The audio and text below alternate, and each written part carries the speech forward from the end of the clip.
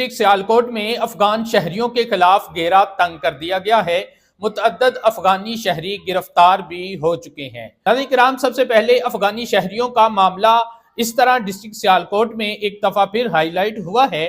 کہ ڈسٹرکٹ سیالکوٹ کی تحصیل سمڑیال میں ماڈل پولیس اسٹیشن سمڑیال کے ایس ایچ او اکرم شہباز کی جانب سے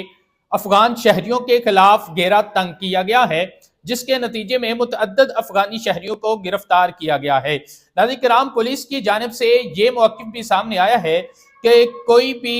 شہری کسی افغانی شہری کو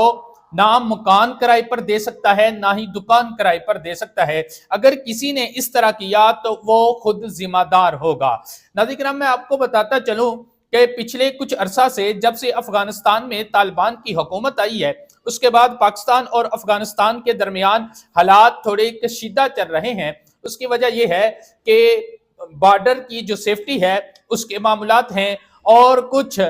دہشت گردی کے معاملات ہیں، جس میں افغانستان کے جو لوگ ہیں وہ ملوث ہیں، جس کو کنٹرول کرنے کے لیے حکومت پاکستان کی جانب سے یہ اعلان کیا گیا تھا، یہ اقدامات کیے جا رہے ہیں کہ جتنے بھی غیر قانونی افغانی شہری پاکستان میں موجود ہیں ان کو واپس بھیجا جائے گا۔ تو اسی سلسلہ میں سمڑیال میں ایک بڑی کارروائی کی گئی ہے، جس کے نتیجے میں متعدد افغانی شہریوں کو گرفتار کیا گیا ہے